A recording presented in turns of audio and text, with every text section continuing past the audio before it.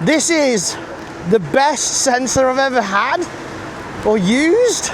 This feels really good.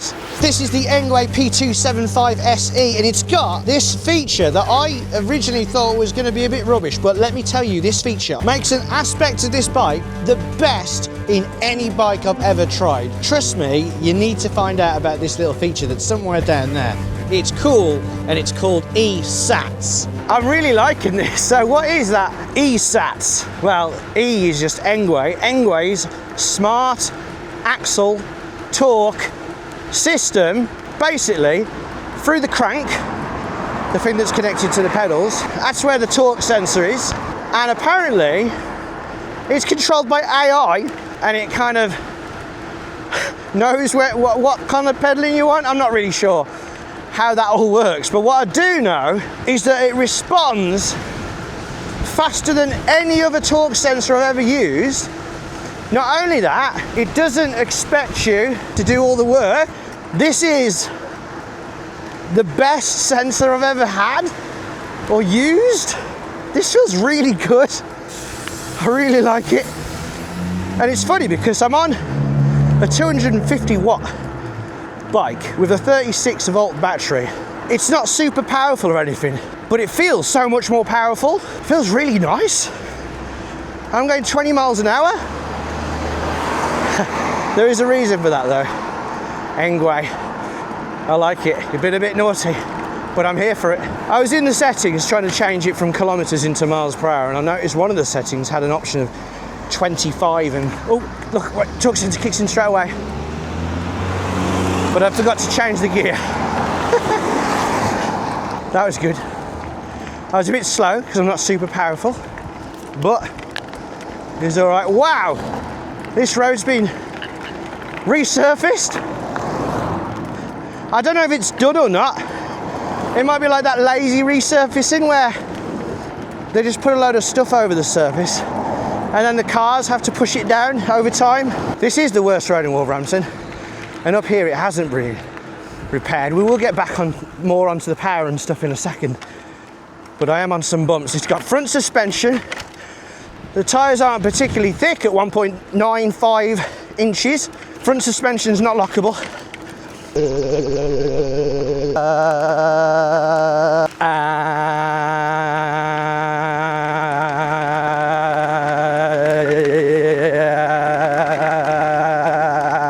Right, pretty bumpy because there's no rear suspension.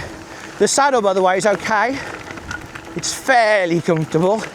I'm doing this near the end of my ride and I'm not in any pain. I'd give this bike an off-road score or gravelly score, 6 out of 10. If it's on your route, it will handle it a lot better than others, but a lot worse than others too. Just remember, Engwe have the right side for the rear brake, so as you're going around a gravelly corner, make sure you pull the right one, otherwise you could end up grazing your knees. Like our friend Nathan did in the train video. You should definitely check that out. And those wheels are what give this bike its name.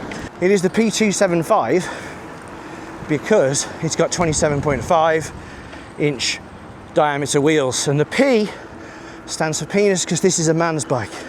Not really at all. This is pretty sure this is just for anyone who wants to ride it. So net weight's about 24 kilograms, gross weight's about 31. I'd say it is towards the 30. So it's not a bike you're going to want to be lugging around upstairs or onto trains. You can go all the way down to there, which on my roughly probably about 31 inch inside leg leads me to believe that you'd be okay on this bike if you're probably about low 5 foot, and then it goes all the way up to here, which could be good. Whoa. Right, I reckon if you're mid 6 foots, you'll be okay on this.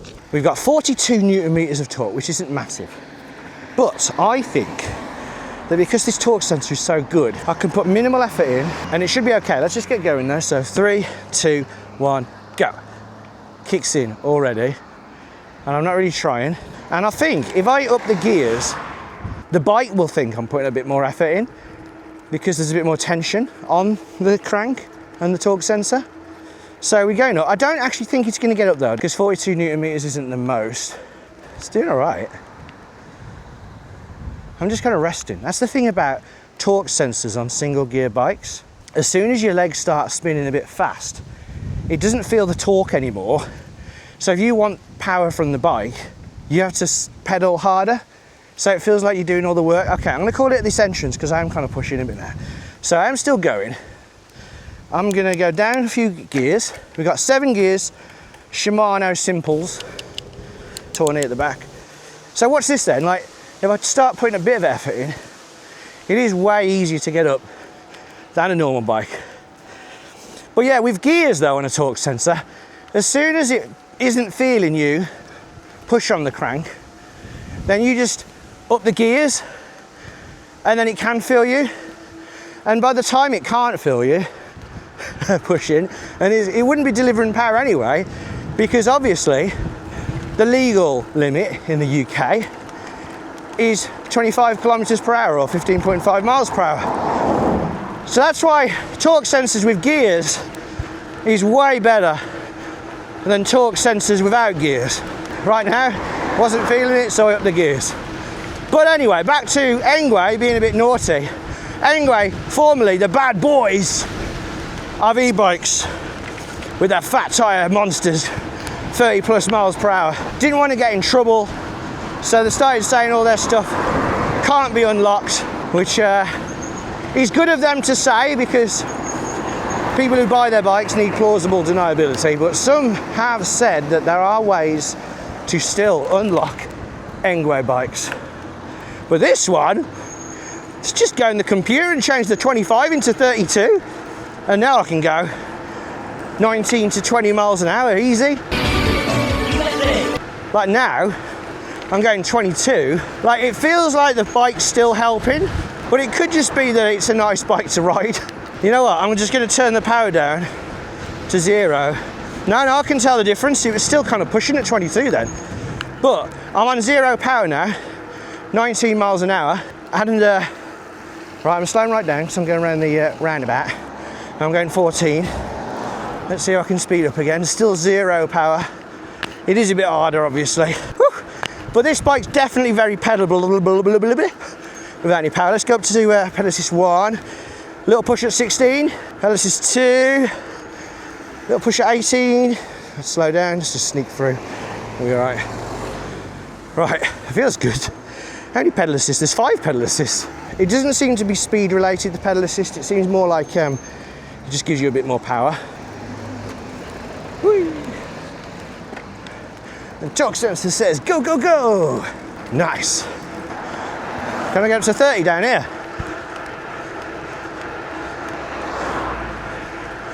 I'm not even trying that hard, to be fair.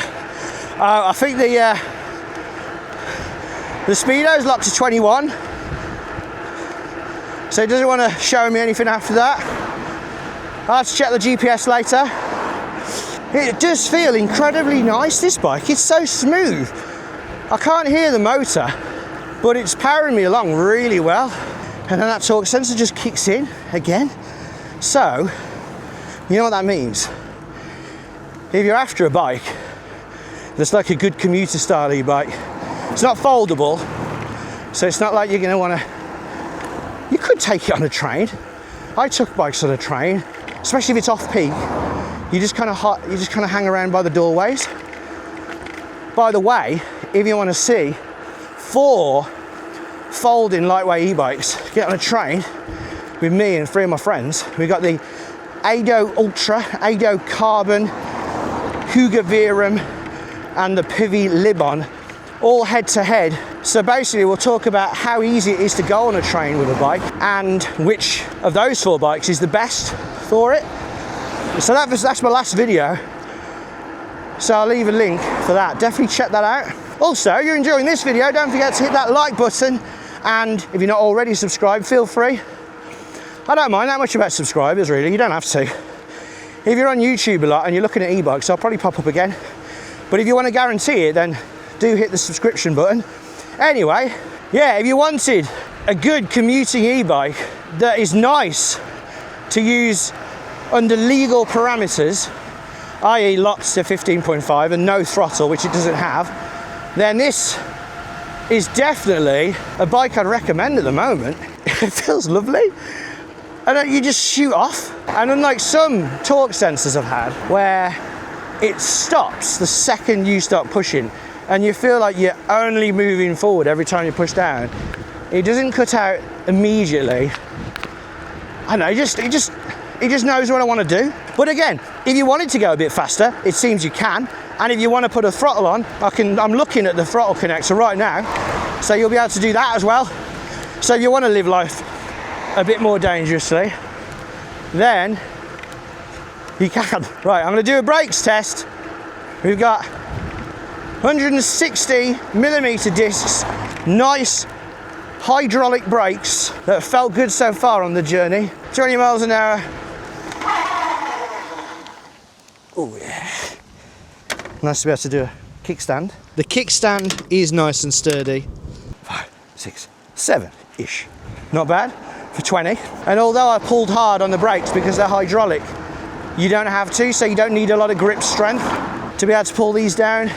So you can put away that little device, you don't need it. So now we've found out how lovely this bike is, let's find out how it came and how it went together. It's a very big box. That's what it's like inside the box.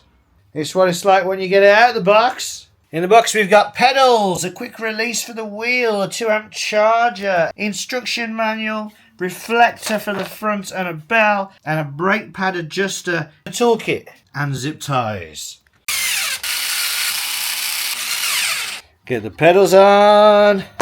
Oops. Get the rear rack on here and here. And then get the back light on with these really annoying nuts that you can't get to. So I didn't film that bit. Ah, it's got a thing stuck in it. Boop.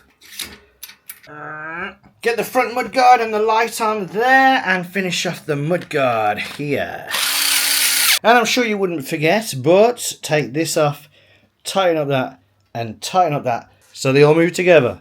And the 2-amp charger is charging up the 13-amp hour battery, which should take somewhere between 6 and 7 hours. Range-wise, they reckon that if you stick to pedal assist 1, you'll get 100 kilometers out of this. And to be fair to them, if that's true, pedal assist 1 does feel okay. It's definitely like dialed down on the power.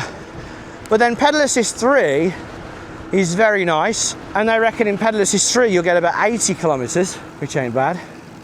And then if you keep it in pedal assist 5 like I do, because I'm lazy, you get about 65 kilometers. Battery wise, well, let's take a look at that battery.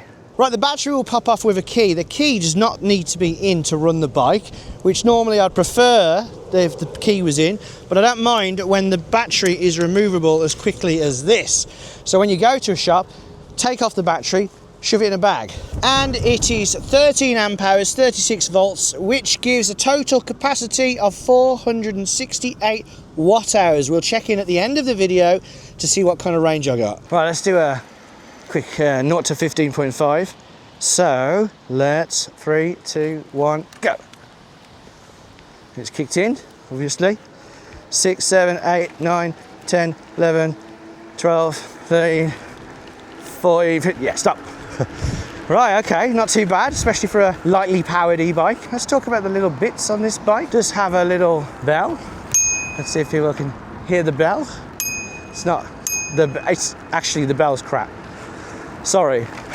Engwe, when are you going to bring that trumpet bell back? That bell was amazing. The computer, though quite simple, I do like it. It is very clear. It's fairly sunny today and I can see it very well. Up and down, normal, pedal assist. Hold down plus and you'll get the lights on. Hold down minus. Yep, there's walk function. Right, the computer's got, I'm sorry for the crap sound, like max speed, average speed, but it's also got power. And apparently, it thinks it's putting out 1,500 watts at the moment, unless it's like some other unit I'm not so sure about. Front and rear light baked into the battery, which I like. Sadly, the rear light is not a brake light. I'd say you can't have everything, but some bikes do give you everything. Well, they seem to anyway. We also have a rear rack capable of holding 25 kilograms and plastic mudguards rear and at the front. hand grips. Oh, actually, they're interesting. I like them. Yeah, they're comfortable. And I can tell there would be wet gloves as well because they're smooth. Although some people might find the style of this bike not to their liking, I do actually find that these bent handlebars offer really good control. And yes, it is a drop frame, but it does give you a lot of convenience if you are less mobile. And of the drop frames, I think it is quite stylish with this chunky drop frame here and the kind of matte silvery grey. I like this. It's not the coolest of styles, but it's done very, very well. Right, as I head towards the air test location, I think now is probably a good time to pop to the future and see what kind of range I got before we talk about negatives of the bike. Right, so they reckon in Pedal Assist 5, this can do 65 kilometers, which is about 40 miles.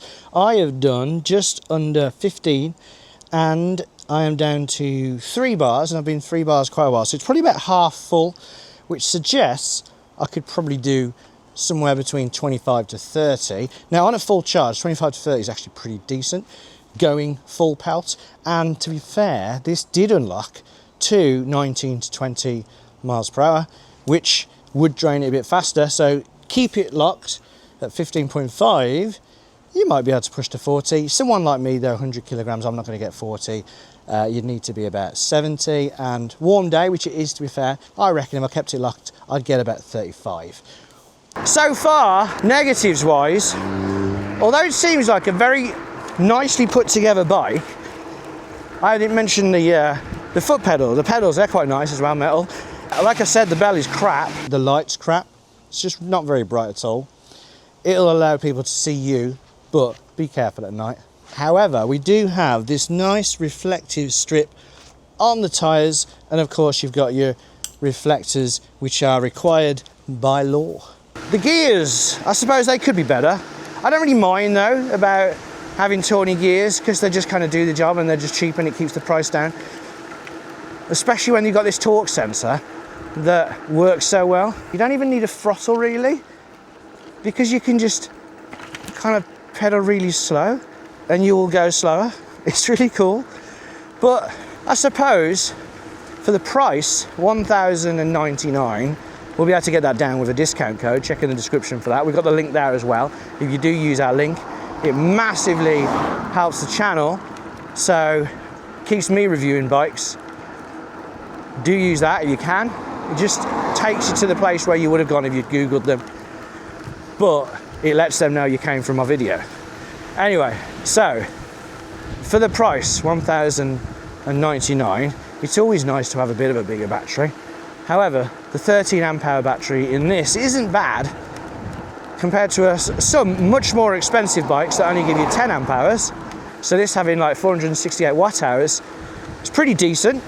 But yeah, I suppose that could have been nicer. Maybe put a throttle in the box, because that's just the choice of the rider, whether they want to use a throttle or not. I know Engwe have stopped trying to make things illegal, and you want to make it legal, but a thing like a throttle, they are, remember, allowed up to 6 kilometers per hour. So you might as well use that. Not that this bike needs it with its amazing torque sensor. And B, it's just a case of taking it on or putting it off. And if a rider decides to put it on, just give us a disclaimer. If you use this throttle, it technically makes it illegal on UK roads or whatever. I suppose what's going to put a lot of people off, and there's this guy, I can't remember his name, sorry. Every bike that I do that's legal, he just leaves a comment saying, crap bike, something like that. Do say hello, whoever you are. Sorry, I can't remember your name. But I do find it funny, so keep doing that. But yeah, I know a lot of people like the powerful bikes, but also a lot of people are kind of switching and thinking, well, I don't want to lose my bike anymore because of the rules here.